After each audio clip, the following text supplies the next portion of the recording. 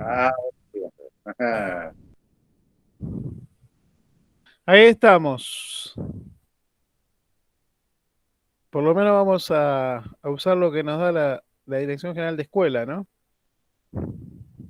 Grabar el Meet. Claro. Bueno, eh,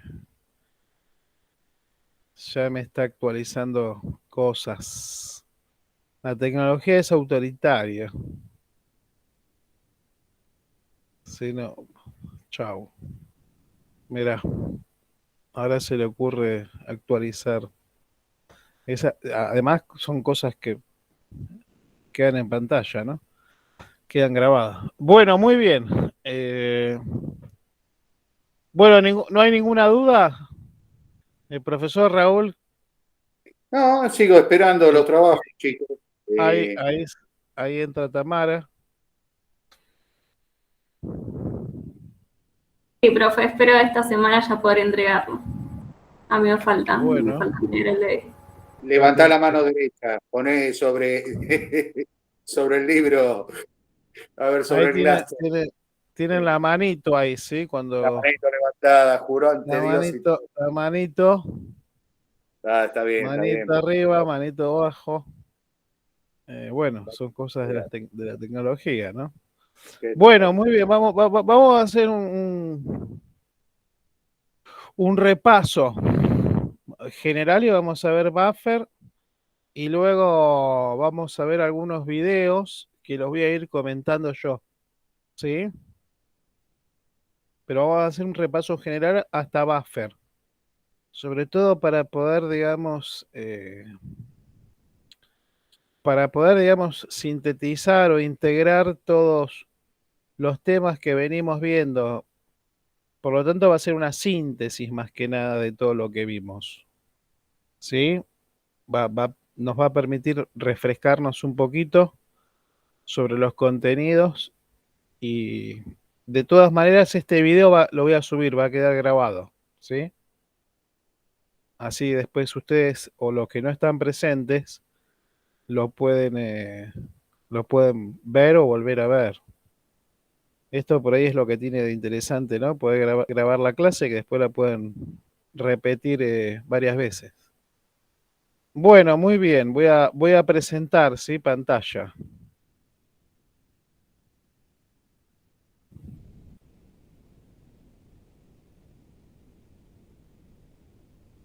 Ya estoy transmitiendo.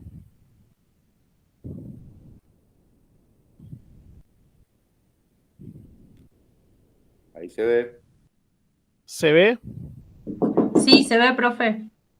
Bueno, muy Perfecto. bien. Ya habíamos hablado de los ácidos y bases. En la antigüedad eh, se la clasificaba más bien por cómo reaccionaba, por las propiedades organolépticas, etcétera, ¿no? Eh, esperen un cachito que hay gente. Sonia. Hola Sonia, ¿cómo estás? ¿Ya ingresaste?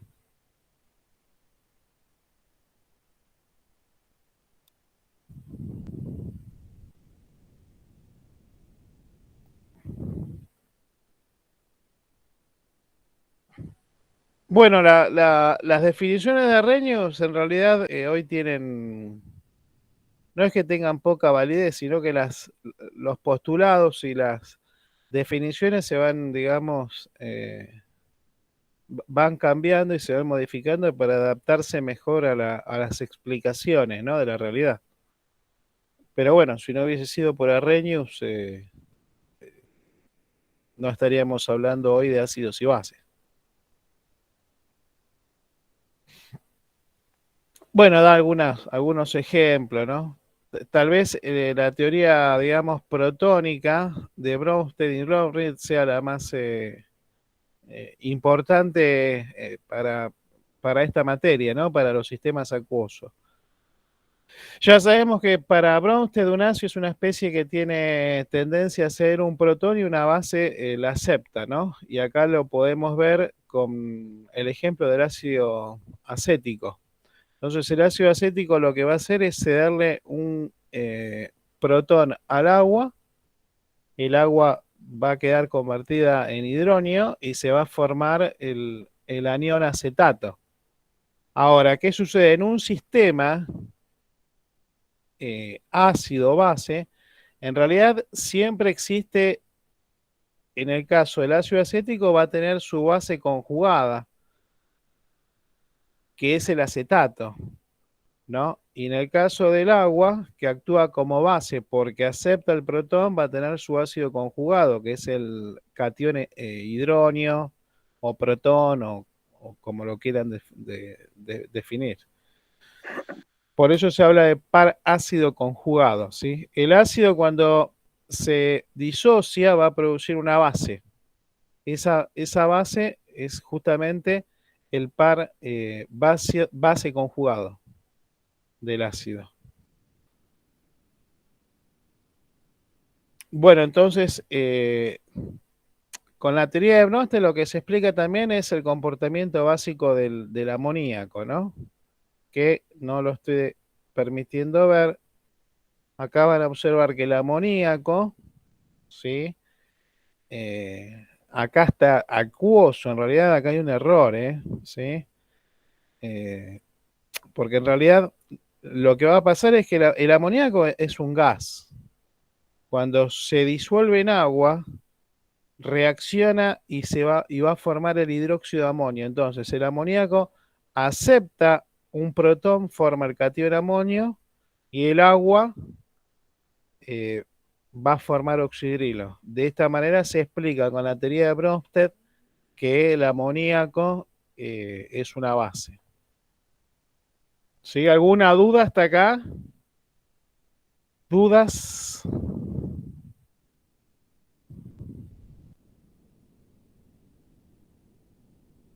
No, profe. Bueno, acá están las personas. A veces es importante conocerlas, ¿eh? Quién fue, dónde vivió, qué hizo por la humanidad, qué no hizo. Esto creo que lo hablamos ya con Bosch, ¿no? No sé, estuvimos viendo, ¿no? Amoníaco con ustedes. Bueno, muy bien. Lewis ya en 1923 postula la teoría, digamos, electrónica ácido-base. Entonces ya no define a un ácido o a una base en términos de protones, sino más bien en términos electrónicos. Por ejemplo, el amoníaco es una base porque es capaz de cederle este par de electrones ¿a quién? Al protón. Entonces, cuando se lo cede, forma el catión amonio. ¿Sí? ¿Se dan cuenta? Que es una teoría electrónica. O sea, Lewis toma como parámetro referencial el comportamiento electrónico de la especie. No si acepta o cede un protón, sino más bien si cede un par de electrones o si acepta un par de electrones. Entonces, un ácido es una especie que puede aceptar un par de electrones y una base es una especie que puede ceder pares de electrones. De esta manera, por ejemplo, el tricloruro de aluminio se comporta como ácido, el tricloruro de hierro se comporta como ácido, etc. Muy bien, como acá bien lo define, el protón es un ácido de Lewis, pero no es el único, hay muchos ácidos de Lewis. O sea, un ácido de Lewis va a ser cualquier especie que sea capaz de aceptar un par de electrones. Acá, por ejemplo, tienen este ejemplo, ¿no? Tienen el amoníaco, el fluoruro de boro y se forma esta especie. Lo que sucede acá es que el nitrógeno le va a hacer el par de electrones aquí en el boro y se va a formar un enlace. Por lo tanto, es una reacción ácido-base, que se puede dar en un medio acuoso o no.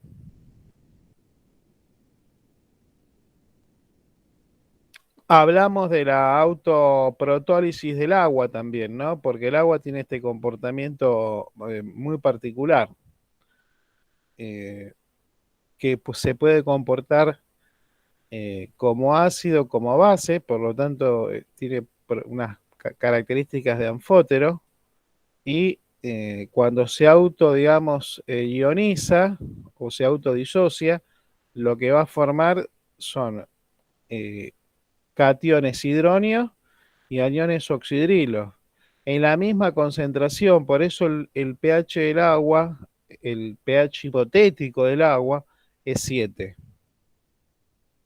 ¿Sí? Y por supuesto, la constante, habíamos dicho que se calcula por la concentración molar de hidróneo por la concentración de oxidrilo, y esta constante cuando la multiplicamos nos va a dar, ¿sí?, en el equilibrio, que la constante del agua es 1 por 10 a la menos 14.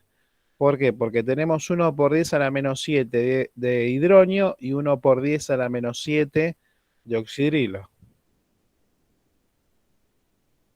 Por lo tanto, para calcular el pH, ya sabemos que lo podemos calcular y sabemos por qué se utiliza el logaritmo para no andar trabajando con números muy chiquitos, ¿no? Entonces el pH es igual al menos logaritmo de la concentración de hidróneo, y el pOH es menos 1 por logaritmo menos logaritmo de la concentración de oxidrilo. Este número negativo habíamos dicho que era a los fines de poder cambiar el signo, nada más. ¿Sí? Bueno, me voy a la anterior.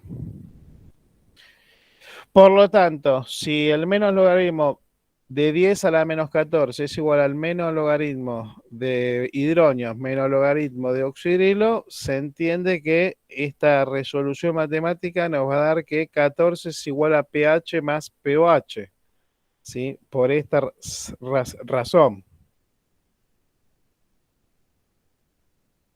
Muy bien, si tendríamos agua pura, como la concentración de hidróneo es de 1 por 10 a la menos 7, y es lo que dije recién, el pH sería 7. La concentración de oxidrilo también sería 1 por 10 a la menos 7, por lo tanto el pOH es 7. Aclaro que esto es bastante hipotético, ¿no? En general, si uno le toma el pH al agua destilada o bidestilada, difícilmente de 7. A ver, están en las inmediaciones del 7. Nos puede dar 7.00, ¿sí? Pero no es algo que se dé experimentalmente. Por lo tanto, vamos a tener 3 tipos de disoluciones: las neutras, las ácidas y las básicas, y estos son, digamos, ya esto está definido por la escala. Una solución neutra tiene un pH 7, una ácida tiene un pH menor a 7 y una básica tiene un pH mayor a 7.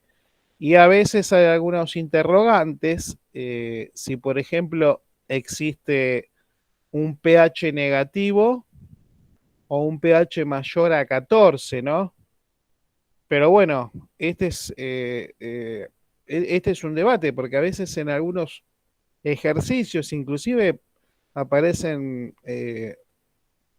soluciones cuya respuesta nos da, no sé, pH menos 0,5 o menos 1, pH 16. ¿Sí? Desde mi punto de vista es un error, no solamente es un error de concepto, sino que además es un grave error didáctico. No sé lo que opina el profesor Raúl, ¿no?, que tiene mucha experiencia en esto, pero si la escala es de 0 a 14, es de 0 a 14. Sí, obviamente, es a fines prácticos, o sea, eso nos permite trabajar, digamos, de manera práctica, valga la redundancia, de trabajar de manera práctica conceptos de acidez o basicidad, es simplemente eso, la escala, ¿no? Claro, sirve y mucho, ¿no? Pero claro, es un parámetro referencial. Tal cual. Es eso, se entiende la idea, ¿no? O sea que por eso, cuando cuando definan, más allá del concepto del pH o la definición del pH, que quede bien claro que es de 0 a 14 la escala. Muy bien. Después hablamos de fuerza de ácidos y bases y esto tiene que ver con la capacidad que tiene una especie de ceder o aceptar un protón. ¿Sí? Cuanto mayor tendencia tenga una especie a ceder, por ejemplo, un protón, va a ser más ácido. O sea, la fuerza de la acidez va a ser mayor. En el caso de los ácidos fuertes, habíamos dicho que son fuertes justamente porque se disocian totalmente. O sea que, ¿qué quiere decir esto? Que no hay resistencia a no ceder el protón, lo cede siempre, si en un medio acuoso. Y cuando tenemos especies débiles, ya tenemos que plantear una constante. Esa constante la denominamos constante de equilibrio, ¿no? ¿Cómo es la constante de equilibrio en el medio acuoso? Y la constante de equilibrio siempre es igual al producto, o sea, la multiplicación de los productos dividido el reactivo. Y si ustedes observen siempre, cuando hablamos de la concentración de lo que de este denominador, lo que estoy indicando acá es que es la especie no disociada. Y la de arriba es la disociada y K sería la constante del ácido. Y también dijimos que la constante de los ácidos va a depender de la naturaleza de cada ácido. ¿Sí? No hay dos ácidos que tengan el mismo Ka. Podrán tener dos ácidos, un Ka muy similar, pero no tiene el mismo valor matemático. ¿Sí? Cuanto más chiquitito es el valor del Ka, el ácido es más débil. Cuanto más elevado es el número, el Ka es más fuerte. Bueno, muy bien, esto es algunos ejemplos y acá lo explicamos. Sí, esperen que vamos a sumar a alguien más.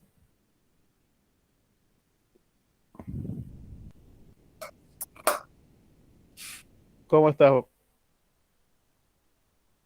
Ingresó Bataglia. ¿Me escuchás, Bataglia?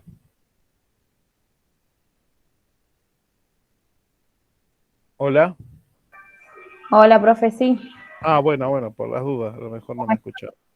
¿Qué tal? Bien. Buenas tardes. Bueno, entonces, esta es la constante del ácido. Y acá habíamos dicho que los ácidos fuertes, al tener, digamos, una disociación completa o total, esta constante del ácido tiende a infinito, ¿no? Porque está totalmente disociado. O sea, no habría, por ejemplo, cloruro de hidrógeno, nitrato de hidrógeno o perclorato de hidrógeno sin disociar en un medio acuoso. Estaría siempre disociado. De igual manera, sucede lo mismo con las bases. Lo que sucede es que cuando tenemos una base, lo que tenemos que, digamos, representar más allá de la ecuación y cuando presentamos la fórmula del equilibrio químico, si es una base, tenemos que pensar en la constante de la base. Entonces, la constante de la base, de igual forma que en los ácidos, va a ser igual a la multiplicación de las concentraciones molares de los productos dividido la concentración de la base sin disociar. Y de la misma forma, las bases fuertes, como el hidróxido de sodio, que en realidad son oxidrilos esas bases, están totalmente disociadas, ¿sí?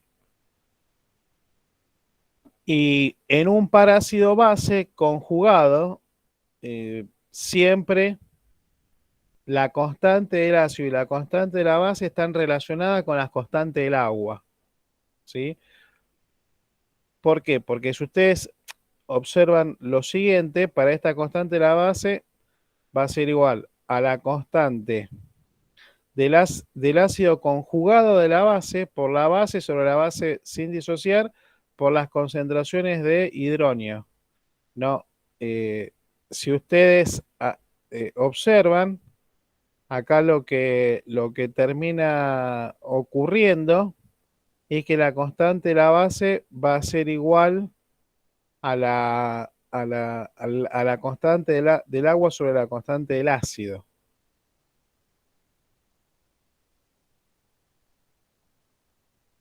Bueno, muy bien, vamos a continuar.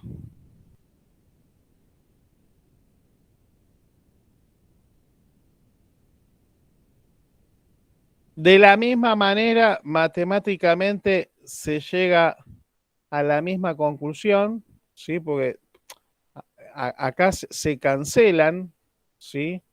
Se cancelan los cationes y los aniones para que nos quede esta fórmula. Acá un balance, digamos, la expresión matemática de la constante del equilibrio, la expresión matemática del balance de materia y el de balance de carga. Nosotros, creo que en un video anterior, en una explicación anterior, esto lo explicamos, ¿sí? Pero no le vamos a dar mucha bola porque acá hay mucho manejo algebraico que no tiene mucho sentido para nuestro caso. Muy bien. Vamos a ver ahora hidrólisis. Y acá tenemos que tomar y considerar que las sales no solamente pueden ser neutras, sino que pueden ser ácidas y básicas. O sea que encontramos, digamos, tres tipos de sales: las neutras, las ácidas y las básicas. Bueno, ¿cómo lo vamos cómo podemos, digamos, determinar si una sal es neutra? Las sales neutras provienen de un ácido fuerte y de una base fuerte, ¿sí?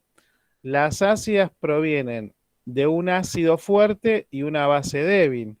Y las sales básicas provienen de de una base fuerte y un ácido débil. De todas maneras, las sales neutras también se pueden formar por ácidos y bases débiles cuyas constantes sean semejantes. ¿Sí? Pero ese es otro tema. Digamos que para dar una mejor definición a una sal neutra, es la formada por un ácido fuerte y una base fuerte. Y secundariamente también se forman sales neutras con ácidos débiles, bases débiles, cuyas constantes recíprocas son semejantes. Las sales ácidas, ácido fuerte, base débil. Sales básicas, bases fuertes, ácidos débiles. Muy bien. ¿Cuáles son las sales que pueden sufrir una hidrólisis? ¿Y qué es una hidrólisis? Es cuando la sal, digamos, puede reaccionar con el agua. ¿Sí? Ahora lo vamos a ver si hay algún ejemplo. Bueno, acá tenemos un ejemplo, por ejemplo, tenemos un ejemplo de el caso de la sal común, del cloruro de sodio, que en agua simplemente va a formar el catión sodio y el anión cloruro. El catión sodio es un ácido de Lewis porque es capaz de aceptar un par de electrones, ¿no? Porque tiene una carga positiva. Y el cloruro es una base de Lewis, ¿no? Porque tiene pares de electrones libres que lo podrían ceder. Lo que ocurre es que ambos proceden de una base o de especies fuertes. En el caso del sodio, proviene del hidróxido de sodio y en el caso del cloruro proviene del ácido clorhídrico. Ambos provienen de especies fuertes. Por lo tanto, esta sal va a ser una sal neutra y no se va a hidrolizar. ¿Sí? Porque son muy débiles, por eso no se hidrolizan, se solvatan. Vamos a ver qué pasa ahora con el cloruro de amonio, ¿no? El cloruro de amonio lo que va a formar en solución es amonio y cloruro. El cloruro ya sabemos, proviene del ácido clorhídrico, que es un ácido fuerte. Por lo tanto, esta base conjugada es una base débil, muy débil, extraordinariamente débil, la cual no va a hidrolizarse. Pero el catión amonio, que proviene del amoníaco, que podríamos considerar una base débil, sí se va a hidrolizar. Entonces, ¿cómo se hidroliza? ¿Cómo reacciona con el agua? Tenemos el catión amonio con el agua. Lo que va a ocurrir es que como el catión amonio, observen que acá se comporta como un ácido, ¿no? Si se comporta como un ácido, le va a ceder un protón ¿a quién? Al agua. Por lo tanto, el amonio, que acá es un ácido, va a formar ahora el amoníaco, que es una base. Y el agua, que es acá estaría actuando como base porque está aceptando un protón, acá va a formar el hidróneo, que es el ácido. Esto es hidrólisis. Y por supuesto la disolución es ácida, porque observen que cuando se hidroliza el catión amonio, lo que libera es hidróneo. Por lo tanto, lo que va a suceder es que va a aumentar la concentración de protones. ¿Sí? Protones e hidróneo yo lo tomo como sinónimos. Y acá lo que plantea la presentación es la constante hidrólisis, ¿no? Que hay una constante de hidrólisis que no la vimos todavía. Y vamos a continuar.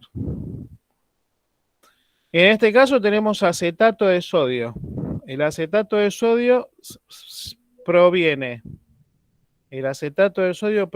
del ácido acético, que es un ácido débil, y del hidróxido de sodio, que es una base fuerte. Por lo tanto, lo que va a formar es una base conjugada, que es el acetato, y el catión ácido, que de alguna manera es el ácido conjugado. Lo que sucede es que este obviamente no se va a hidrolizar porque proviene de una base fuerte, pero el acetato sí se va a hidrolizar. ¿Sí? ¿Se va a hidrolizar a qué? A ácido acético. ¿Por qué? Porque al comportarse como una base, acá se comporta como una base, ¿qué hace?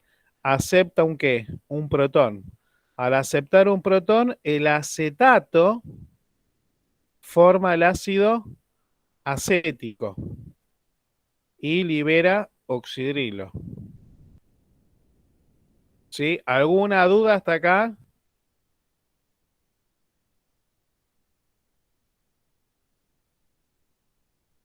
¿Dudas? No, profe. Bueno, y la disolución es básica, ¿no? Bueno, acá tenemos el caso de sales que se forman a partir de ácido débil y base débil. Entonces tenemos cianuro de amonio, ¿sí? Con sus iones, se hidroliza, procede a una base débil, se hidroliza, o sea que se va a hidrolizar ambos, ¿no? Entonces, si la constante de hidrólisis del catión es mayor que la constante de hidrólisis del anión, la disolución es ácida. Si la constante de hidrólisis del catión es menor que la constante de hidrólisis del anión, la disolución va a ser básica. Y si son iguales, o si es igual, la disolución es neutra. Esto es lo que comenté hoy al principio. De todas maneras, estas neutralizaciones, ya sea mayor o menor, entre el catión y el anión, obviamente va a tener una tendencia ácida y básica, pero no como las otras, ¿sí? No como las que dijimos anteriormente. Cuando una sal proviene de un ácido fuerte y una base débil, la sal va a ser básica y va a ser básica, digamos, bastante experimentalmente. Y cuando digo bastante experimentalmente, estoy diciendo que, o sea, va a haber un cambio muy significativo del pH, entre comillas, muy significativo, ¿no? Pero cuando hablamos y estamos en presencia de especies ácidos y bases débiles que se neutralizan, estas variaciones de ácido o soluciones básicas en las sales son, son bajas, ¿sí? Son muy cercanas a 7, muy cercanas, no tan lejanas como las otras. Ahora vamos a las soluciones amortiguadoras. Bueno, como esto ya lo hablamos, hay muchos ejemplos, ¿sí? Dijimos que las soluciones amortiguadores lo que intentan es mantener un pH aproximadamente constante, y digo aproximadamente constante, cuando se agregan pequeñas cantidades de ácidos o bases, o cuando se diluye. Pequeñas cantidades de ácidos o bases, sean débiles o fuertes, ¿sí? Fundamentalmente ácidos y bases fuertes. ¿Y cómo se forma entonces siempre un buffer? Un buffer siempre se va a formar entre un ácido débil y la sal de su base conjugada.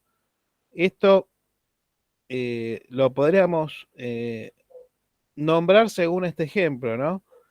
Tenemos en su composición de este buffer tenemos ácido acético y la sal, ¿cuál es? El acetato de sodio, ¿sí?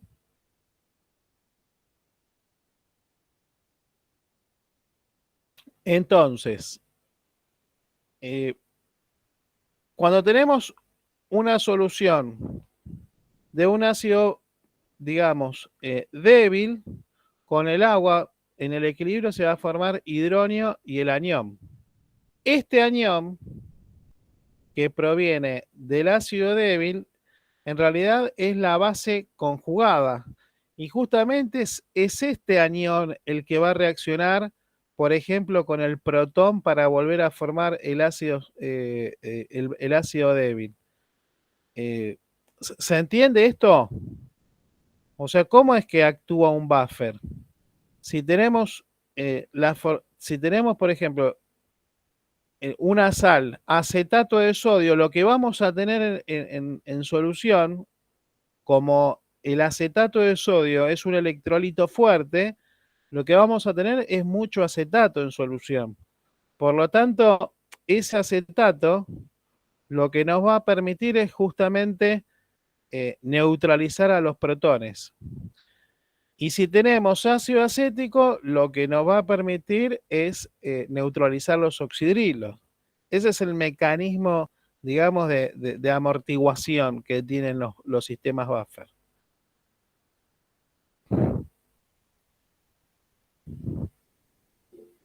Bueno, muy bien. Vamos a continuar. Hay una ecuación que se denomina ecuación de Henderson, que para calcular, por ejemplo, el pH de un sistema amortiguador, lo que podemos aplicar es directamente esta ecuación para facilitar, digamos, el cálculo, ¿no? Entonces, el pH va a ser igual al pKa, ¿sí? Si tendríamos un buffer de ácido acético y acetato de sodio, el pH de ese buffer va a ser igual al pKa del ácido, o sea, el pKa del ácido acético, que es 1,8 por 10 a la menos 5, más el logaritmo de la concentración del acetato, que sería la concentración de la sal, ¿no? Dividido la concentración del ácido que se agrega. Entonces, si conocemos el pKa del ácido, la concentración molar del acetato, de la base, ¿no? De la sal, y la del ácido que forma el buffer, directamente aplicamos esta ecuación y nos va a dar qué pH tiene ese buffer.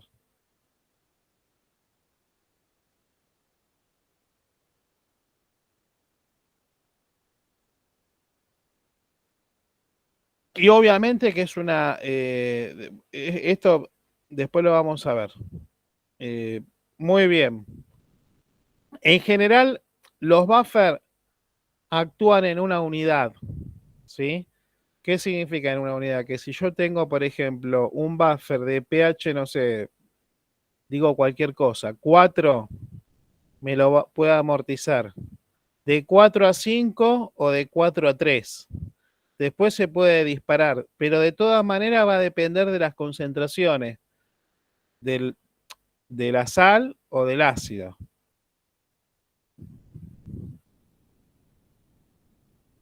Bueno, muy bien. Acá ahora ya eso es otra cosa. Esto es digamos, un resumen, ¿sí? Un resumen. Voy a dejar de compartir un cachito. Bueno, dudas. Fue un resumen relámpago. ¿Sí? ¿Dudas?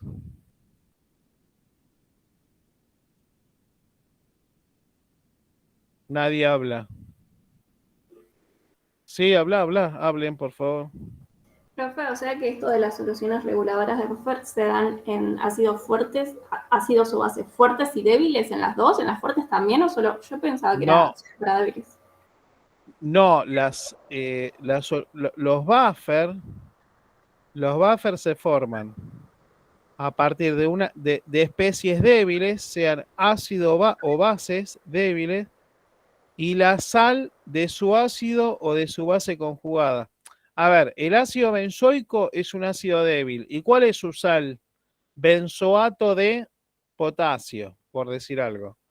Si digo, no sé, ácido etanoico, etanoato de, si digo no sé, metilamina, ¿cuál sería la sal? Cloruro de metilamonio. Siempre la especie ácida o básica tiene que ser débil. ¿Se entiende? O sea, el buffer no lo formás a partir de especies fuertes, de ácidos o bases fuertes, sino siempre a partir de ácidos o bases débiles. Sí, se entiende, ahora sí. No, porque en el video había entendido que, o sea, yo sabía que era con especies débiles, pero en el video, acá en la explicación que está haciendo usted, había entendido que era con las dos. Pero bueno, No, no, es con débiles. Ok. claro, amortigua ácidos o bases fuertes. Para amortiguar, sí. Si tengo un buffer, puedo amortiguar agregando hidróxido de sodio o ácido clorhídrico, lo va a amortiguar, ¿sí? Pero en sí mismo el buffer se prepara con especies débiles, ¿sí? ¿Alguien más levantó la mano? Bueno, ahora vamos a ver un video porque la realidad es que no estuvimos en un laboratorio y yo no sé si realmente ustedes eh, estuvieron en un laboratorio, si trabajaron, si hicieron algún tipo de operaciones en laboratorio. ¿Estuvieron alguna vez en un laboratorio de química? Profe, los que estuvimos en segundo año con la profe Estela, tuvimos integración areal, pero digamos que vimos algo básico, como pesar, calcular para armar una concentración, digamos que vimos lo más básico. Claro.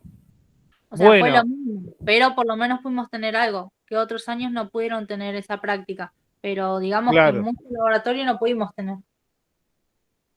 claro, muy bien. En química analítica ahora vamos a ver un pequeño video que yo lo voy a ir explicando algunos pasos. Después vamos a ver, el video continúa y vamos a ver algunas operaciones en donde, desde mi punto de vista, y el doctor Raúl me va a corregir también, hay algunos errores, hay algunos errores que se van produciendo, pero no importa, no importa, siempre nadie es perfecto y la realidad es esa. Todos cometemos errores en los procedimientos porque justamente lo que no tienen los libros de química analítica es mucha coherencia entre los distintos autores o editoriales, etcétera, sobre el uso de los materiales de laboratorio y las formas. Eh, Hay personas, por ejemplo, a ver, el uso de guantes, ¿sí? Y hablo de videos que fueron grabados en universidades. Hay algunas universidades que el tipo está con una solución 0,01 normal de hidróxido de sodio y tiene guantes, tiene unos protectores, ¿sí? Como si, no sé, estaría trabajando con SARS, ¿no? Eh, y, y ves algunas operaciones que en algunos laboratorios lo hacen de una forma y en otro de otra. Entonces ahí aparecen muchas, digamos, poca coherencia, ¿no?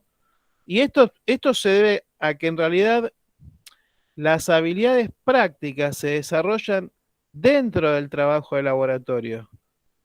Entonces, vos después cuando estás en el laboratorio, más allá de todo, vas a tener tus propias formas de trabajar.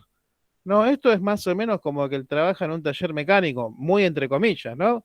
Salvando un montón de diferencias. Pero de todas maneras hay una forma correcta de abrir, digamos, de manejar una bureta, hay una forma correcta de usar un matraz, hay una forma correcta de pesar, pero hay diferencias cuando eh, observas a distintos operadores en un laboratorio. ¿Se entiende lo que quiero decir? Raúl, Sí, ¿alguna? sí, sí, sí. Es exacto lo que estás diciendo. Eh, de videos que es verdad lo que dice Alejandro, ¿no? Como que exacerba o se exagera al extremo lo que vendría a ser la protección, ¿no es cierto? No está mal, no es que esté mal. Lo que ocurre es que cada día más, con el tema de la protección, de la parte de higiene y seguridad, se está, digamos, bueno, dando muchísima manita en lo que vendría a ser la protección. Eh, si ustedes podríamos llegar a comparar cómo se trabajaba hace 20, 25 años atrás a la fecha, es nada que ver, absolutamente nada que ver, a nivel ensayos normales de laboratorio. Eh, Algunas veces, bueno, algún anteojo protector, bicarbonato, pero guantes o delantales de PVC, tipo de los carniceros, los achureros, como le digo yo, ¿no? No, por Dios, trabajaba. Puede llegar a ser también que era la pulcritud del laboratorista en esa época. Este, en estos momentos por ahí es un poco más arrebatada la forma de trabajar en un laboratorio, pero se extreman bueno, es terrible. Si, y les digo a nivel privado, ¿no?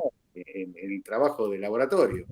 Está la RT, todos saben, ¿no? Lo que es la parte, que alguien sufre algún accidente, ¿no? Haciendo algún ensayo y no tiene puesto todos los equipos de protección, no lo cubre la RT. Entonces, medidas en las universidades, fundamentalmente, como para, y ni hablemos en un video, ¿no es cierto? Porque eso lo van a ver un montón de gente. Y entre ellos, si lo llega a ver gente de seguridad e higiene, pegan el grito en el cielo, ¿no es cierto? Nosotros en la técnica 3 tenemos por ahí una profesora que, bueno, su trabajo es siempre técnica en seguridad e higiene y nos tiene, pero ¿cómo trabajas así? ¿Qué sé yo? Y por ahí es como dice Alejandro, soluciones diluidas, bueno, ¿no? Que no, qué sé yo creo que no vamos a contagiar más fácil de cualquier otra cosa, menos de que nos quememos con un ácido fuerte 0,01 normal, ¿no? ¿Qué sé yo? Eso por un lado. Y por el otro, a veces van a ver videos que están trabajando, qué sé yo, no sé, con sustancias explosivas, ácidos fuertemente oxidantes o deshidratantes, y los tipos trabajan con una normalidad, sin guantes, sin protección, van a tener las dos campañas, ¿cierto? Pero sí, Dios quiera, chicos, que tal vez antes de fin de año podamos ir a la clínica, ya sea a la escuela de Alejandro, a 3, por lo menos hacer, qué sé yo, una jornada de ensayos rápidos, aunque sea de laboratorio, que puedan manipular algunos elementos, ¿no? Sería genial. Y si no, quedará pendiente. Y yo los vuelvo a invitar, si es que el año se da, para que ustedes, y esperemos, ¿no? Que el bicharraje baje, para concurrir a hacer algún práctico de la, ¿no? ¿Qué opinan? Sí, bueno, esperemos. Bueno, vamos a ver esto, a ver, y yo voy comentando.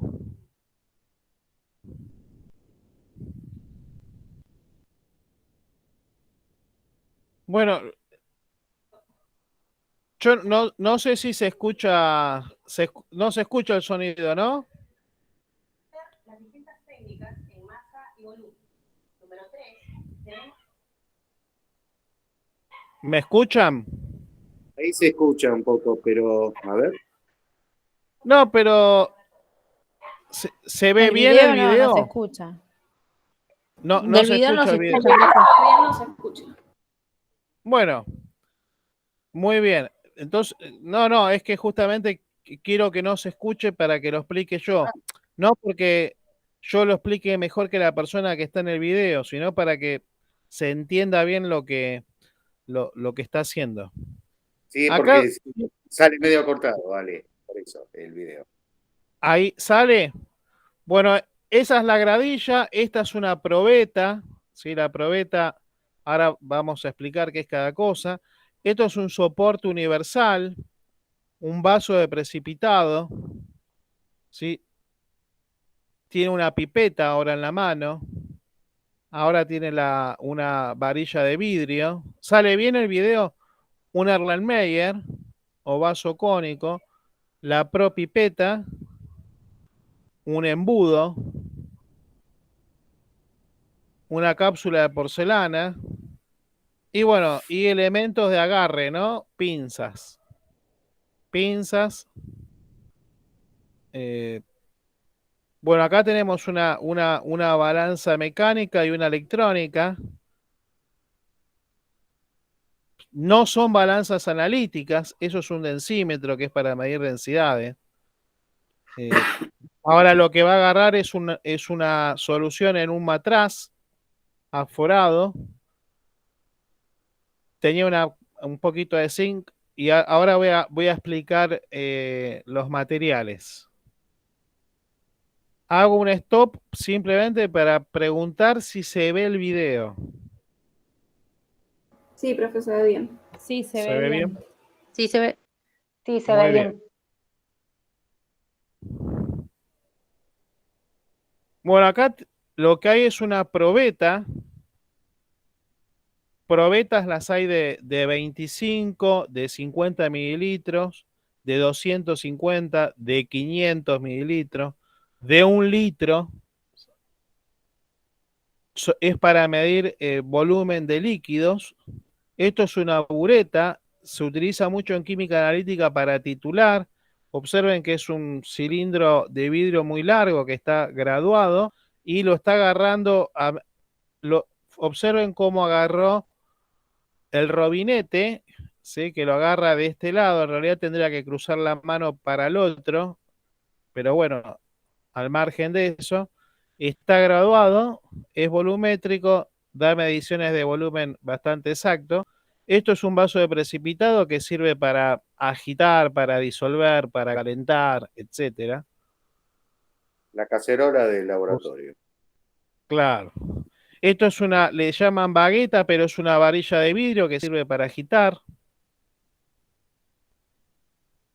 Acá tenemos una piseta, ¿sí? Que es para tener, digamos, agua destilada y sirve para enjuagar, digamos, el material de vidrio para enjuagarlo, ¿sí? Para lavarlo. Este es un embudo de plástico, los hay de vidrio y hay de distintos tipos de embudo, ese sería el más sencillo. Este es el Erlenmeyer, es un vaso cónico que nos va a permitir hacer titulaciones. Esto permite agitar y que el líquido no salga, ¿sí? De ahí la forma cónica. Esto es una cápsula de porcelana, nos permite calentar, ¿sí? O sea, trabajar a alta temperatura, ¿no? Podemos evaporar una solución para cristalizar.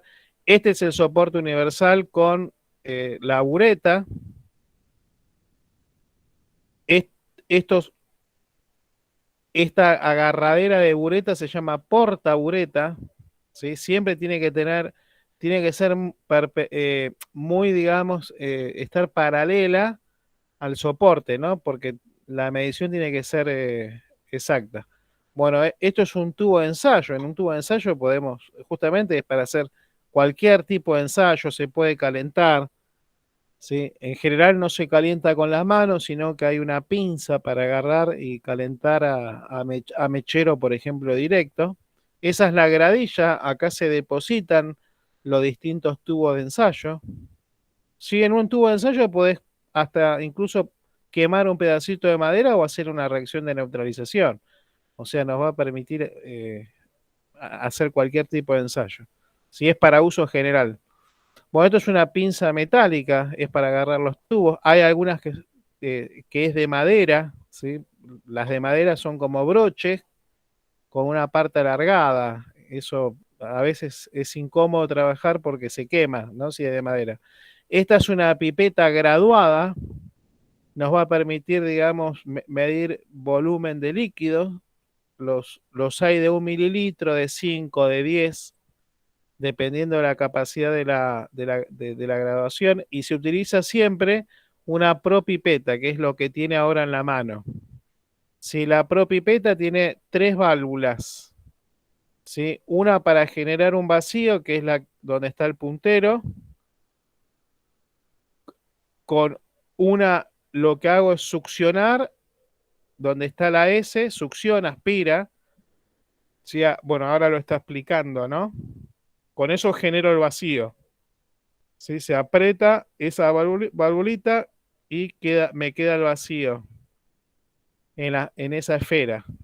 Ahora, va a colocar la pipeta en la propipeta y observen que la pipeta tiene una forma particular, justamente es para meter la propipeta. Hay quienes no utilizan propipeta y le mandan a boca directo, eso no es correcto.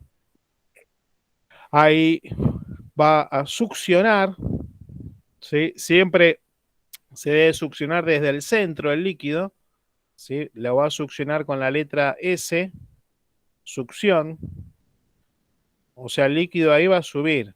Si queremos medir 5 mililitros, vos podés succionar hasta 7, no hay ningún problema. El tema es que después tenés la posibilidad de expulsarlo con la E hasta llegar al volumen que uno desea. A ver, si vas a medir, por ejemplo, 5 mililitros, no hace falta succionar hasta 5. Lo que hay que hacer es pasarse un poquito.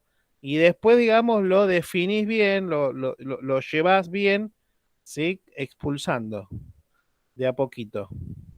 Si observen que está dividido por mililitro, pero no es digamos que esa pipeta no es la más volumétrica.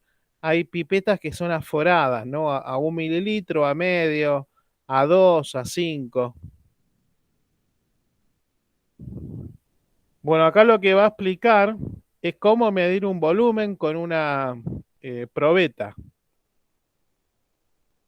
Esta probeta es de vidrio, va a medir un volumen determinado. ¿Sí? Observen que la probeta está en el plano de la mesada y no lo tiene en la mano. Y observen que se agacha. Se agacha, ¿por qué? Porque la mirada de la medición tiene que estar a la misma altura que el menisco cóncavo del líquido. Acá está representado en el dibujo.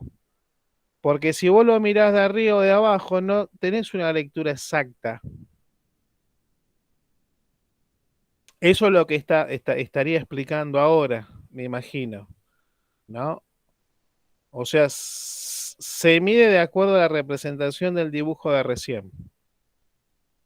Muy bien. Ahora va a medir el volumen. Se va a agachar seguramente. Se agacha y observa.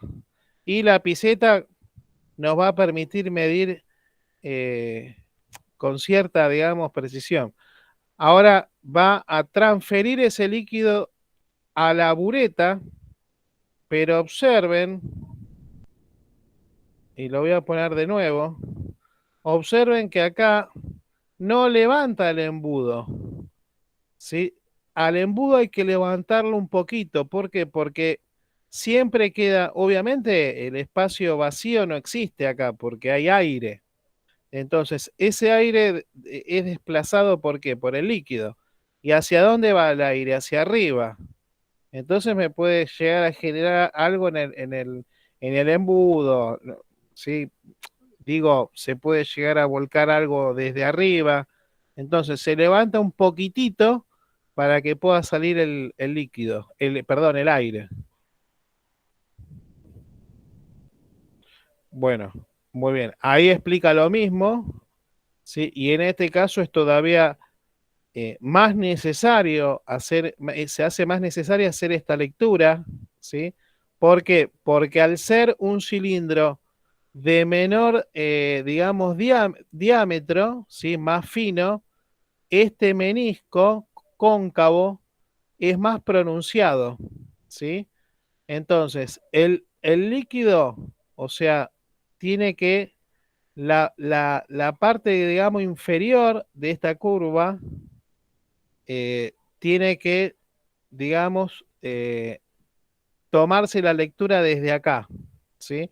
O sea, obviamente que acá me va a, voy a estar midiendo un poquitito más, pero bueno, el error que se comete es ínfimo. Bueno, ahí Tomás sí tiene su libreta de trabajo, siempre en un laboratorio hay que hacer algún tipo de anotación, es importante. Eh, está explicando seguramente de cómo va a- Profe, disculpe, sí. está Magdalena que quiere entrar. Ah, perdón, Lo aviso por perdón. las dudas.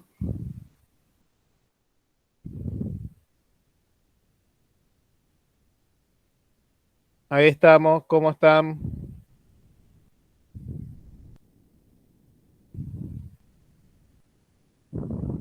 Bueno, y acá lo que se puede hacer como un lindo trabajo en el laboratorio, que yo lo practico, eso no quiere decir que, que- que sea válido para todo el mundo, ¿no? Pero esta experiencia es interesante para medir, para, digamos, calcular los errores eh, que tienen los distintos materiales, ¿sí?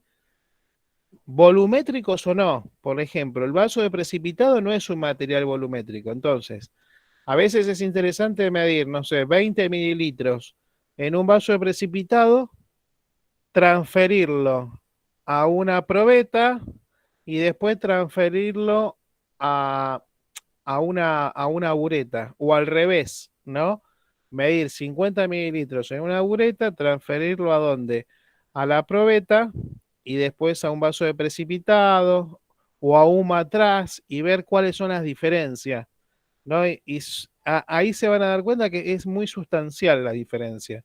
O sea, se observa que no todos los instrumentos de vidrio o el material de vidrio tienen la misma medición, ¿no? El matraz, por ejemplo, es de una alta precisión y exactitud. Las buretas también, una pipeta forada también, pero una probeta no es, si bien nos permite medir, no es un material, digamos, de muchísima precisión. Por supuesto que es mucho más preciso que un vaso de precipitado, ¿sí? Se entiende, ¿no? Lo que quiero decir. Hay materiales que tienen mayor precisión y exactitud que otros. Bueno, ahora no sé qué estará contando, pero bueno, ya nos vamos a enterar. Seguramente te estará comentando esto de estos errores, creo, no recuerdo. Bueno, muy bien. Acá lo que se va a hacer es, se va a utilizar una solución buffer y se va a observar cómo amortigua el pH de una solución de hidróxido de sodio 0,6 molar. ¿Se entiende lo que se va a hacer? Ahora lo voy a explicar igual.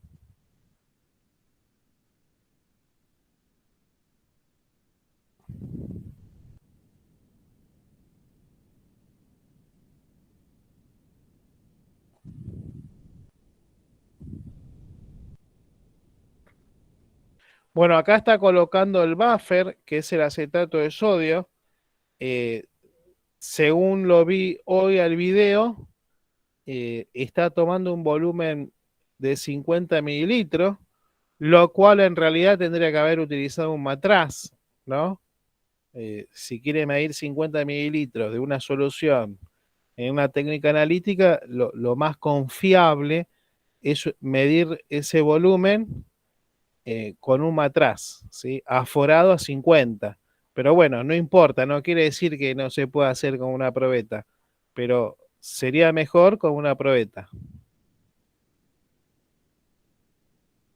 Ahí va, está enrasando. Enrasar significa llevarlo justo a 50, ¿no? Ahí lo transfiere a un vaso de precipitado. ¿Sí? Ahí hay un vasito de plástico que dice residuos. Ese residuo se va tirando, digamos, todo lo que va sobrando, ¿sí? Muy bien. Ahora lo que va a hacer es agregar en la bureta, va a agregar hidróxido de sodio, ¿sí? Lo enrasa a 0 y observen lo que hace. Acá tenemos el pHímetro, ¿sí? Este es el pHímetro, este es el electrodo del pHímetro. Acá tenemos la bureta y lo que va a hacer es, va a ir agregando 1 mililitro de hidróxido de sodio y se va a observar cómo va cambiando el pH. ¿Sí? Coloca el electrodo adentro, ahí le va a poner el buzo, ¿sí? Y esto es un agitador magnético, es para que esté siempre homogeneizado, ¿sí? Esta es una operación un poco riesgosa desde mi punto de vista, ¿no? Obviamente que una persona experimentada lo hace, ¿no? Pero yo no arriesgaría un electrodo de 30.000 pesos a que le pase algo con el agitador magnético y me rompa el electrodo. Sí, pero bueno, es otra historia. ¿Qué opina el profesor Raúl? Sí, tal cual, por más que hayan, bueno, la mayoría de los electrodos vienen con protectores, ¿no? De bestias o de buzos, pero sí, hay que tener sumo cuidado de que el buzo, ahora van a ver, creo, ¿no? Cuando agita, toma una velocidad importante y dentro es una barrita de hierro forrada en teflón, ¿no es cierto? Pero tiene hierro. Con la velocidad de la agitación, el filo del electrodo es muy sensible. Y lo puede llegar a partir, es como dice Alejandro, ¿no? Claro, pues son movimientos newtonianos que agarran, sí, a veces agita bien, pero hay que tener cuidado, digamos, de tener una baja revolución para que, digamos, no se dispare y, digamos, probabilísticamente puede llegar a ocurrir que le pega el electrodo. Pero bueno, observen que ahora el pH del buffer es de 4,69. Del buffer, ¿no? Ahora lo que va a ocurrir es, le va a agregar hidróxido de sodio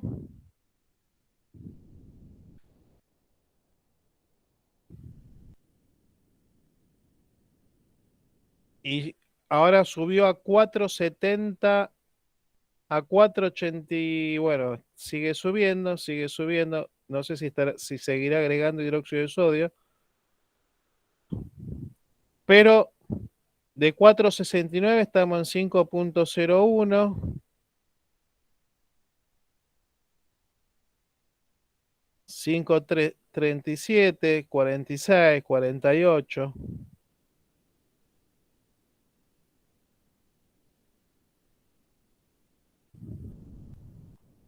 Muy bien. Ahora subimos. Observen que subió una unidad, ¿sí? Una unidad subió. Y se gastó 6,7 mililitros de hidróxido de sodio para que suba una unidad. No sé si queda claro la idea.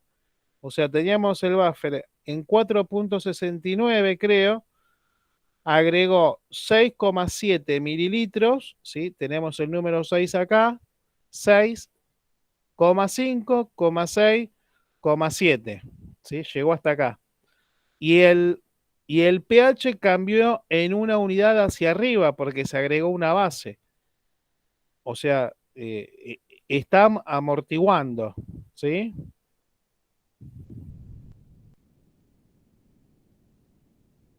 Bueno, acá está calculando la capacidad de amortiguación.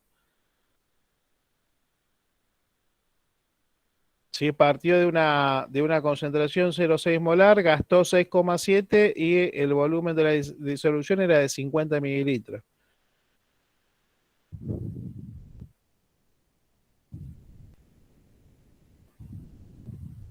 Bueno, ahora va a ser exactamente lo mismo. Observen que acá en el vaso ahora va a agregar ácido clorhídrico 0,6 molar y en el vaso, a ver si lo logro poner. En el vaso decía acetato de sodio, o sea que es un buffer de acetato de sodio. Sí, ahí lo transfiere a la probeta, el residuo porque no, lo llevó a cero. Sí, ahí lo cierra. Le saca la burbuja, perdón, el aire, que es importante, lo lleva a cero. Sí, ahora va a poner el buzo de nuevo, el agitador. Observen que cuando lo hizo con hidróxido de sodio, primero puso el electrodo y después puso el buzo. Ahora cuando lo hace con el ácido clorhídrico, pone primero el buzo y después el electrodo. Obviamente que la diferencia no radica en una cuestión de, digamos, de error de cálculos, ¿no? Que pudiera ocurrir un error de cálculo.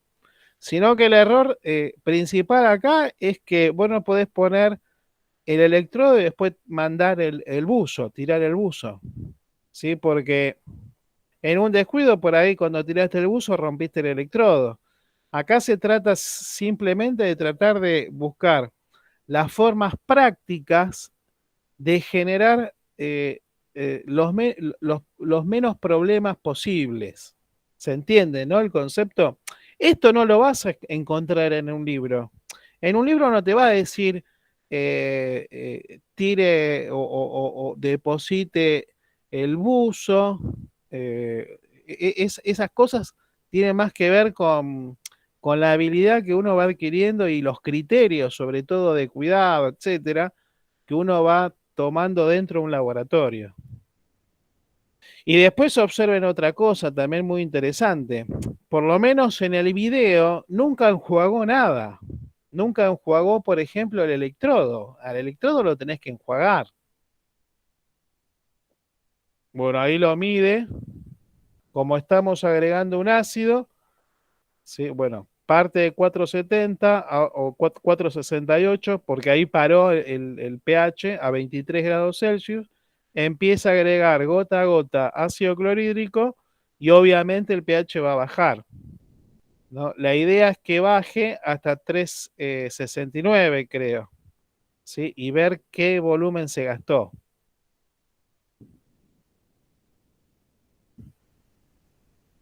Sí, esto, igualmente, esto lo voy comentando. Este es observen que este pHímetro tiene hasta la segunda cifra decimal. ¿Sí? Son pHímetros bastante, digamos, sensibles. Si hoy por el Mercado Libre, no sé, por 2.000 pesos, por ahí te compras un pHímetro, pero bueno, no tienen la misma precisión que este. Profe, ¿qué base era? ¿Qué base es a la que se le está agregando? Acetato de sodio está usando y le está agregando ácido clorhídrico 0,6 molar. Acetato de sodio es una base. ¿Y por qué tenía pH 4 algo? pH bajo. Porque justamente el pH de un buffer es igual al pKa, es de acuerdo a las concentraciones de ácido débil y de base que tenga la composición del buffer. ¿Se entiende? O sea, los buffers no tienen siempre el mismo pH. Eso va a depender de la concentración del ácido que tenga y de la concentración de la sal que tenga. ¿Se entiende? Sí, ahora sí. Sí. Bueno, acá explica de nuevo la capacidad de amortiguación. Bueno, acá tenemos a otro amigo, ¿sí? Ya digamos, uno ya se da cuenta que es otro laboratorio, ¿no? Sí, otro laboratorio. Observen que ya acá estamos con un pHímetro, ¿sí? Más como pensaríamos, más caro, ¿no? De mejor calidad. Observen que este químico ya tiene las soluciones preparadas en matraces, ¿no? Esto se observa bien. Observen los detalles, ¿no? del laboratorio. Se nota un laboratorio ordenado, ¿sí? No vemos cosas tiradas. Sí, vemos que por ahí creo que hay algunos cartelitos. Bueno, el tipo tiene esta protección en las manos, este guante, ¿no? A mí me molestaría usarlo, pero bueno, no está mal. Lo que va a hacer él es exactamente lo mismo, ¿sí? Lo que va a ver es cómo va cambiando el buffer, ¿sí? Si no me equivoco, usa acetato de sodio también. Elegí estos dos videos porque de todos los que estuve mirando en YouTube, que hay realmente muchos, pero de los muchos que hay, la verdad es que hay muchos que están mal presentados, ¿no? Con muchos errores. De repente, cuando están transfiriendo un líquido, lo hacen levantando un material, o sea, lo transfieren en el aire, ¿no? O sea, no sobre la mesada, o sea, que estaría bueno también mirarlo para observar ese tipo de errores. Bueno, acá explica lo que es un buffer, que es lo que más o menos estuvimos explicando nosotros. Acá tiene el buffer, observen, ácido acético con acetato de sodio, el volumen es de 250 mililitros. Acá tiene una solución en otro matraz de hidróxido de sodio y otra solución de ácido clorhídrico. Entonces lo que va a ver es el comportamiento, digamos, de la amortiguación. Acá seguramente está señalando, tenemos acá el hidróxido de sodio, el ácido, tenemos el buffer, 250 mililitros, 0,1 molar, 0,1 molar. Acá, ahora vamos a ver cuál es el pH, ¿sí? ¿Cuál es el pH del buffer? Porque hay que medirlo también el pH del buffer.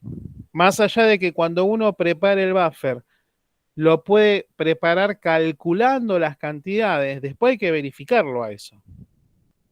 Por eso observen ustedes que ahora está midiendo el buffer. Acá estos de Andrani me mandaron una publicidad que, bueno, seguimos observando. Observen que este buffer, ¿qué pH tiene el buffer este? Te escucho, ¿eh? 5,14 Muy bien, ¿a qué temperatura? a 20 grados Celsius. Muy bien. Ahora observen lo que hace el tipo, ¿eh?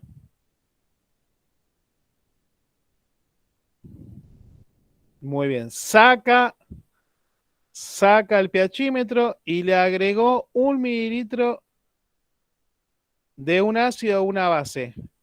¿No? Tenía 5, ¿cuánto? Ahí le agregó. 5,14 tenía. Bueno, bajó. Quiere decir que le agregó un ácido. 1 mililitro le agregó. ¿Sí? Con 1 mililitro bajó a 5,09. O sea que bajó muy poquito.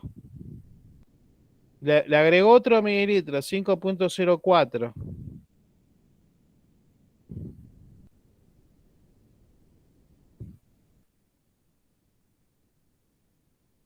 Ahí está explicando que, bueno, que agregó y lo que disminuyó es muy poquito, entonces se verifica que está amortiguando, etcétera. Observen que, bueno, ahí le manda una agitación con el vaso de precipitado, no está mal, pero tampoco, digamos, ¿me siguen escuchando?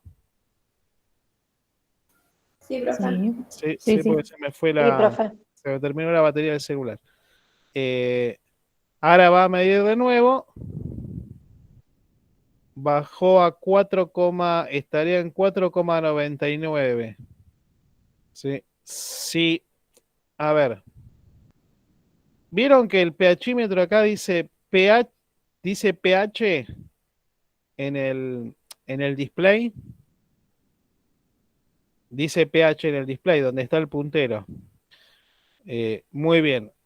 En general, los pHímetros, cuando toma, digamos, bien el resultado, que ya digamos que es el resultado final, porque va fluctuando, va titilando el pH en general, no sé si en este pHímetro ocurre esto, pero en general empieza a titilar el pH hasta que en un momento queda quieto. Cuando queda quieto es porque es el valor que hay que tomar, ¿sí? Bueno, ahí lo saca. Mete otro mililitro, baja a 4,99, ¿sí? Ahora baja a 4,91. ¿Sí? La realidad es que va a agregar 10 mililitros de ácido. Observen cómo baja muy lentamente a 4,76.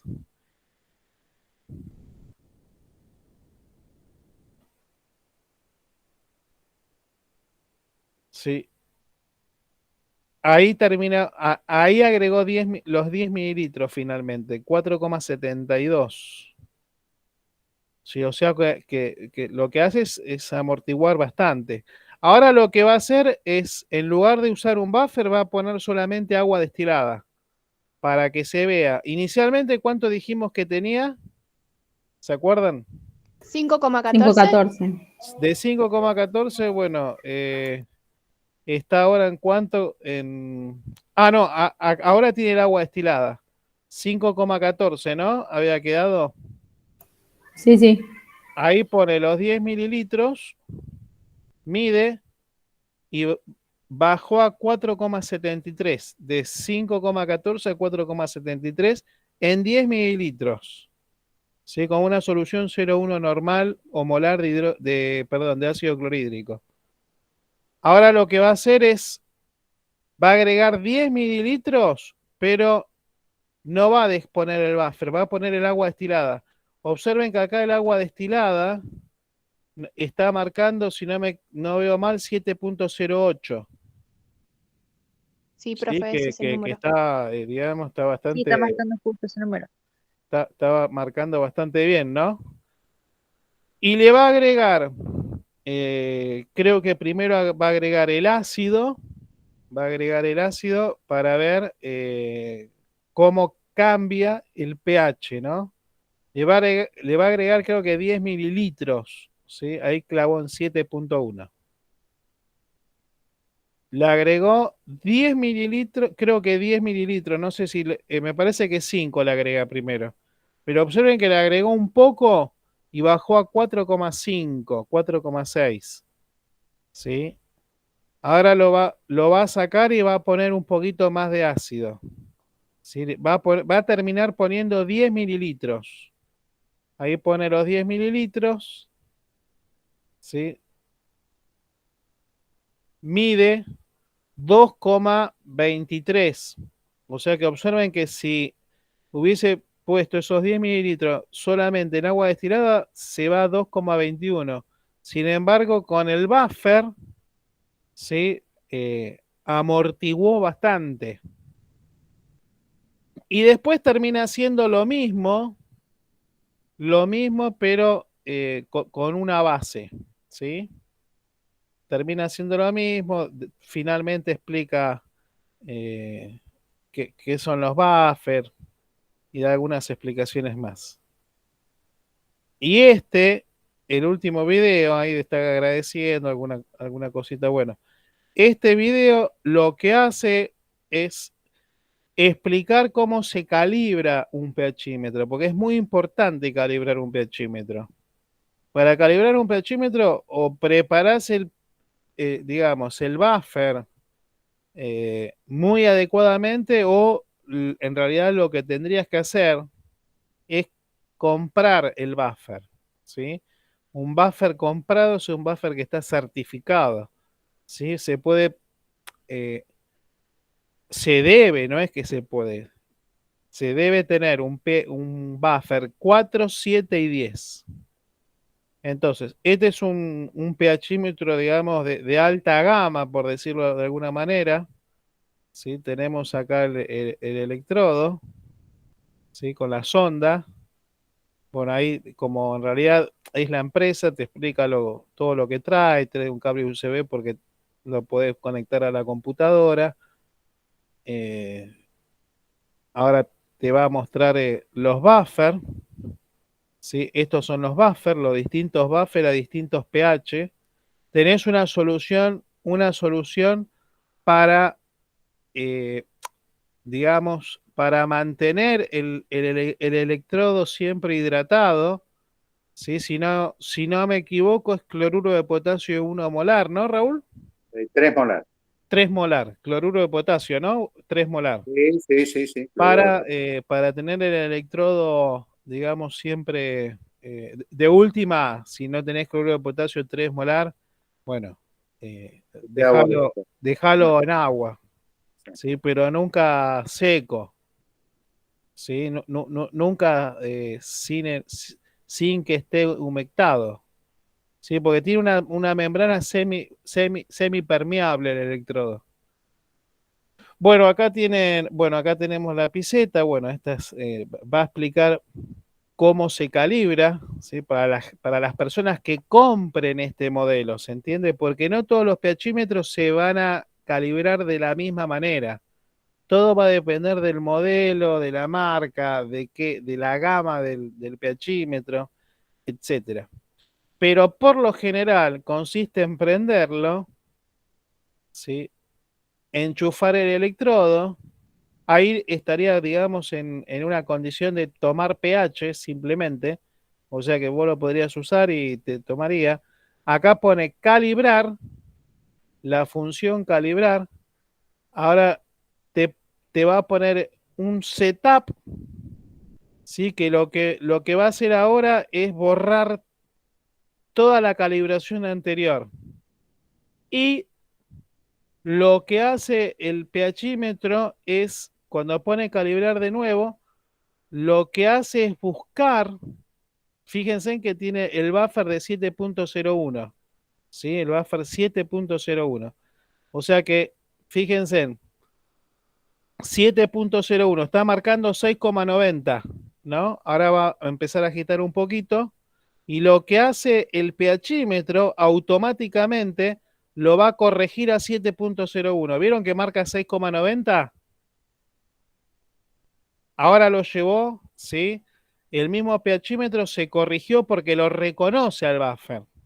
Como está cerca de 7, lo reconoce y lo lleva a 7.01. Ahora lo que puso ahora, fíjense, en pH 7, ahora va a utilizar el buffer 4 para calibrar. Enjuaga el pHímetro, observen que el otro no lo enjuagaba, ¿sí? Entonces lo lleva forzosamente a 4.01, forzosamente quiere decir lo lleva con los botones, ¿no? El pHímetro está marcando 4,2, 4,15 y ahora, o 4,06, y ahora fíjense en que lo reconoce y lo calibra a 4,01. Si no me equivoco. Ahí está. Y ahora va a ser la corrección en un tercer punto, que es a pH 10.01. ¿Sí? Acá te está indicando que lo podés usar otro buffer, ¿no? Otros puntos. ¿Sí? Pero va a utilizar el 10.01. 7,410. Ahora lo va a poner en el buffer.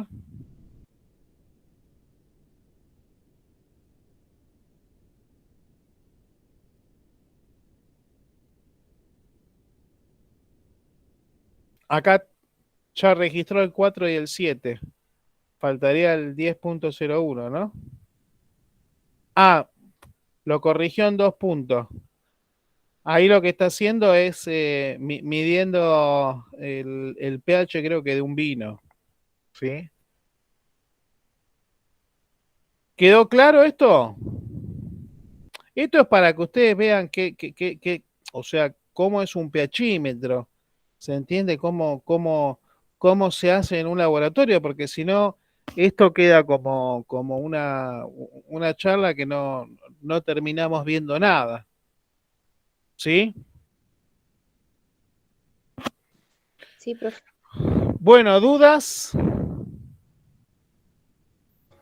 Profe, yo pensé que con la solución amortiguadora el pH no se modificaba tanto, que la modificación era de 0,1, no que se iba tan lejos. No, depende de las concentraciones del buffer y va a depender también de lo que estés poniendo. Acá estamos poniendo bases y ácidos fuertes, pero igualmente soporta porque vos fijate que en un caso creo que no recuerdo, de 5, de 6 más o menos, 5, y pico, se fue a 2. Sí. Se fue a 2. Y con el buffer creo que estaba en 4.69. O sea, lo amortigua. Obviamente que no, vos podés tener un buffer, pero si le tirás un vaso de ácido clorhídrico concentrado, destruís el buffer y el recipiente, entre comillas, ¿no? Quiero decir, va a amortiguar en forma, digamos, racional, lógica. ¿Sí? Claro, sí. Aparte Ahora, entiendo, ahora comprendo eso. Claro, lo mantiene en el tiempo también, ¿no? El buffer. El buffer también sirve para mantener una solución a un pH determinada en un determinado tiempo. ¿Sí? Bueno, ¿dudas, profesor Raúl? No, perfecto, vale. Siempre es en concentraciones discretas, chicos. O sea, y ya mantener en un punto el valor de tolerancia o de regulación es bastante, es bastante.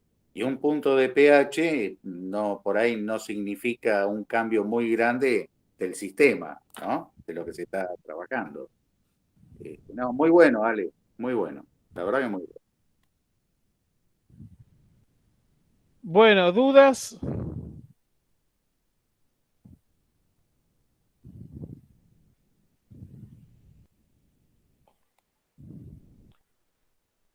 ¿Dudas? ¿Nos dejaron? No. Bueno, ¿habían visto estos materiales así en un laboratorio? O por lo menos, o sea, no es por mi materia, pero por ejemplo para otras materias, para química de los alimentos o ambiental o la materia que sea, o esta, o industria, siempre traten de ver algún video en YouTube o en alguna plataforma sobre cómo se trabaja, cómo es un procedimiento, cómo se analiza, no sé, almidón, por ejemplo, en un alimento. Pongan en YouTube laboratorio de análisis con Lugol de almidón, por ejemplo. Y por lo menos lo van a poder ver. ¿Sí? Y ya verlo, ya desde un laboratorio y más o menos con un procedimiento coherente, ya les va a dar mucha idea de cómo hacerlo, ¿sí? Esto es como cuando a mí se me rompe el lavarropa en mi casa. Si hay algo, a veces me cuesta más trabajo buscar a alguien que me lo arregle que mirar un tutorial y ver si no es un tornillito, una correa, o un rulemán o algo así. No sé si se entiende lo que digo. Sí, sí. Sí, profe, se entiende. O sea, siempre vas a tener una idea más, por lo menos más visual que la de un texto. Obviamente que no va a reemplazar un texto o algo teórico, entre comillas, lo digo, ¿no? Sino que la idea sería complementar, ¿sí? Complementar. O mirar y, por ejemplo, yo pensaría desde un punto de vista didáctico con respecto a esto, ¿no? Que también se me ocurrió y tengo pensado también plantearlo. Eh, Ver un procedimiento de laboratorio y marcar los errores, ¿no? O los posibles errores. Y los errores tienen que ver muchas veces con lo racional y con la lógica de trabajo.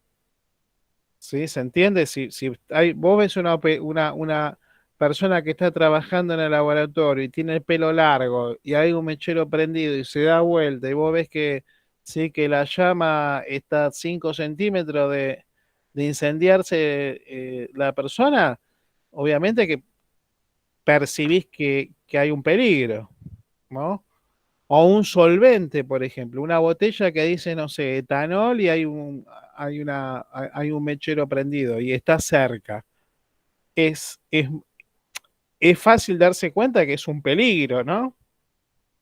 Mirar un laboratorio, si tiene un matafuego, si tiene un lavacara, si hay carteles, cómo es la distribución, ¿sí? Hay mucho para observar en un video. Igual no reemplaza el trabajo en un laboratorio.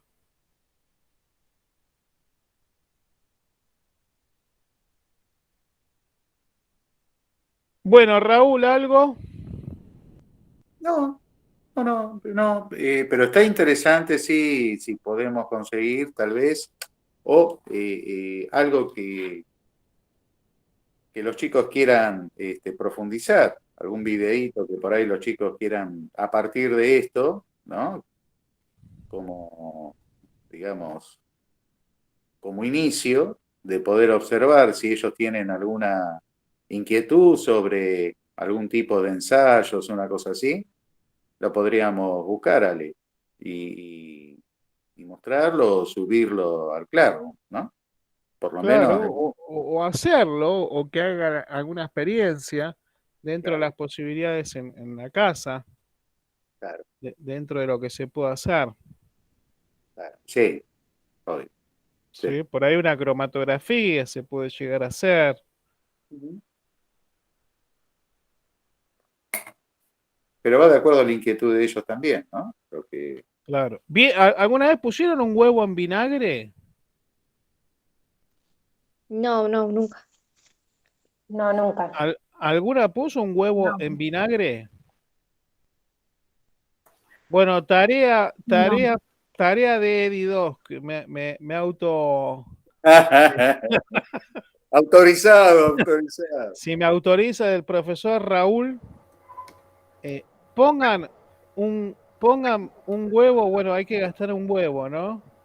Bueno, Eh, en un recipiente que puede ser un frasco de mermelada con vinagre. Y déjenlo una semana. Sí, a ver qué pasa. ¿Lo tapamos por completo el huevo No, o no hace con un falta poco? porque como es un medio ácido, muchas bacterias no hay. Eh, de ahí el uso de la vinagreta, ¿no? No, lo claro. pueden dejar destapado o Bueno, parcialmente tapado, que salgan a los... si lo pueden cubrir el huevo, mejor, ¿no? Pero vayan pensando en las reacciones que podría llegar a ocurrir ahí. A eso es lo que va, ¿no? Claro, y lo que va a pasar después, ¿no? Porque ustedes van a observar algo realmente, por lo menos cuando yo lo vi me impactó muchísimo, ¿no? Y bueno, y es como todo, ¿no? Cuando ves es algo interesante y también es interesante para plantear las ecuaciones químicas que existen ahí, A porque eso. tiene algo que ver con Buffer eso,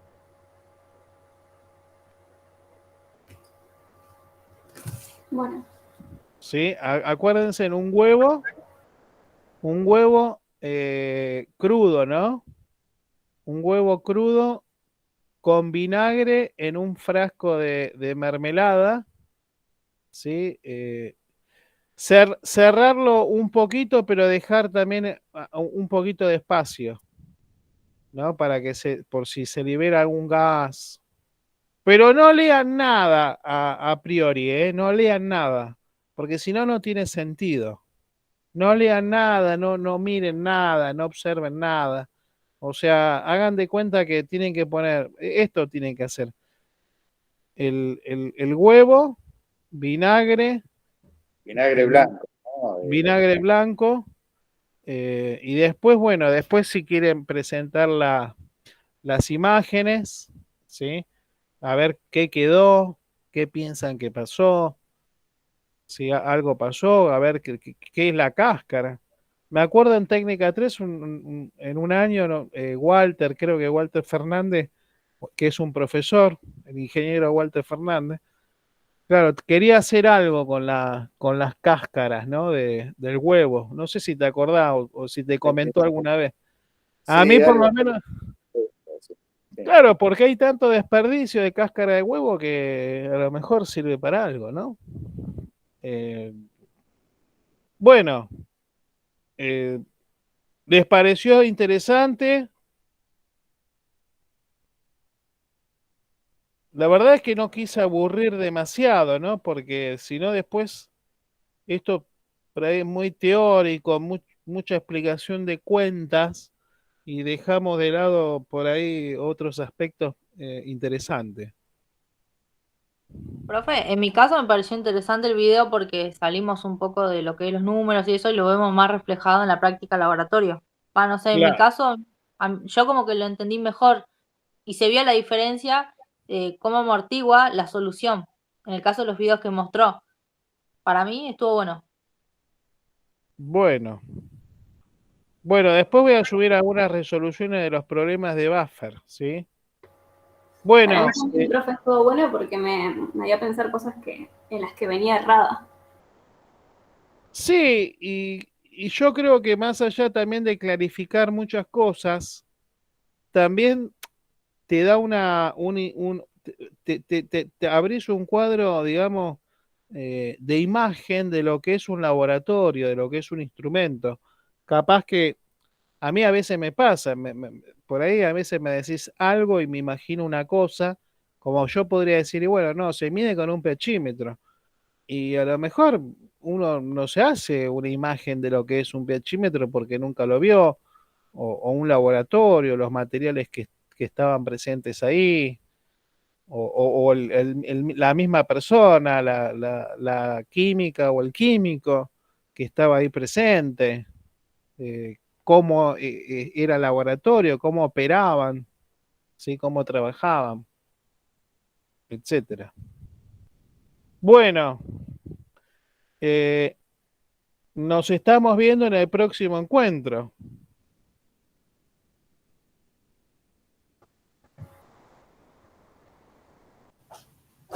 ¿Se me cortó? ¿Sí? ¿Me escuchan? Sí, sí, profe. Muy bien, bueno, esto lo dejo, lo detengo la grabación y lo voy a subir al Classroom, ¿sí? Bueno, Buenísimo, mejor, profe, sí. profe, porque así, yo por lo menos